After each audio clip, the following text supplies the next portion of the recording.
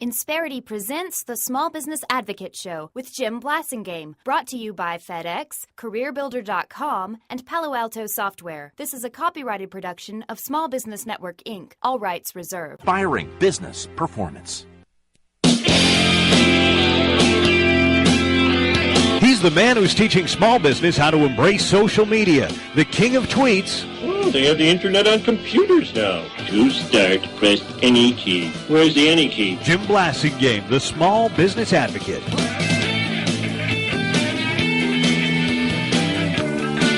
Welcome back. 34 after the hour. Thank you very much for joining me. Thanks for hanging out with me. Always a pleasure to continue to be with you. Very excited about having our good friend Paula Lovell back on the show. Paula is a longtime member of our Brain Trust, going all the way back to 1999. That's right, in the previous century, in the last millennia. She was only she was only 18 when it happened, when we first found her, folks, and we're so glad she's been able to join us. She's a small business owner just like you, only she's a very darn good small business owner and very well recognized in her industry and in her marketplace. She's the founder of Lovell Communications and somebody who's taught us so much about marketing and PR over the years. And she's our good friend, Paula Lovell. Welcome back to the show. Thanks so much. Great to be with you. It's good to have you back. Happy New Year. Yeah, it is. It's an interesting times. It's 7 degrees here in Nashville, and it's a challenge for our city. Congratulations on your 25th anniversary of your company. Thank you. That was wrap that up. Wrap that up. Good. Good for you. Well done. Most people who are small business owners know what a milestone 25 years is. I mean, any milestone in a small business is something we should celebrate. But 25 is a big one. I congratulate you. But in that time, as you were crossing that milestone, you came to another determination about the next 25 years, didn't you? I did, called an exit strategy.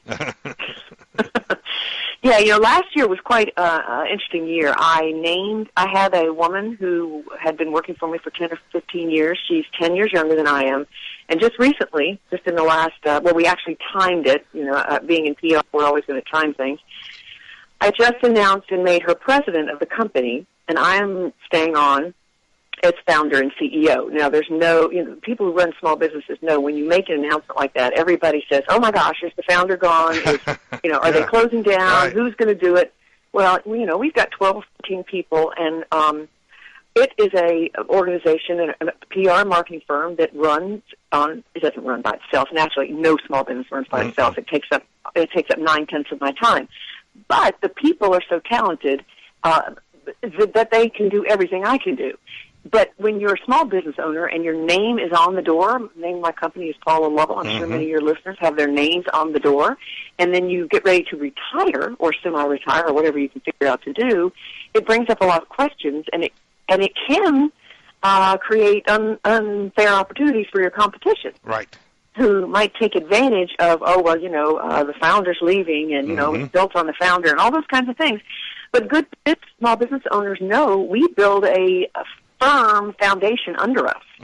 And even if it's one person that you're going to leave it to, or a family member that you're going to leave it to, or employees you're going to sell it to, the planning starts 10 years before you can ever sell or whatever. Yeah, in advance. So my audience has heard me talk about this for 16 years. I've been talking about literally 16 years about the need for long-term planning. That if you're going to sell your business, if you're going to exit, however you're going to exit, we all are going to exit one way or the other one of these days. Whenever you're going to do that, how do you want to do it? And if you want to do it in an orderly fashion, you got to start years in advance. And when you do, and you don't have to do that much years in advance, it sort of escalates as the 10 years go along. You just start thinking about it, I say noodling it over and thinking in your head, and maybe talking to one person at your firm and getting other people's intent. First thing is to reconcile with yourself that you won't be running the company at some point in time. You actually aren't going to live forever.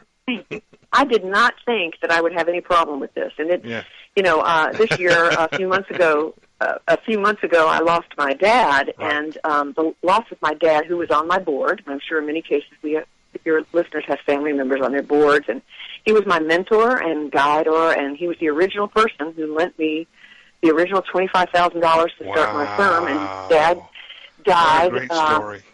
Yeah, so, but it's been a huge loss because at the same time, in addition to the loss of my dad and the connection he's had with the company, is the fact that I'm in the middle of extricating myself a little from the company and feeling incredible loss around, almost paralyzing me. Life is what happens when you're making plans. Yeah, and it's been almost paralyzing me around trying to arrange the sale and arranging the documents. And while I know the distraction of personal life is part of it, it's the emotional trauma of all of a sudden, I won't be running the company. When we come back, I want to get Paula graciously, and I mean that, folks, very sincerely, offered to talk to us about the process she's going through. So you and I can learn from that. What a great witness she's going to be for us today. 20 till. Don't go away. Paula Lovell and I will be right back. Insperity presents the Small Business Advocate Show with Jim Blasingame, brought to you by FedEx, CareerBuilder.com, and Palo Alto Software. This is a copyrighted production of Small Business Network, Inc., intended for the private use of our audience. Except as otherwise provided by copyright law, all other copying, redistribution, or publication without prior written consent is prohibited. All rights reserved.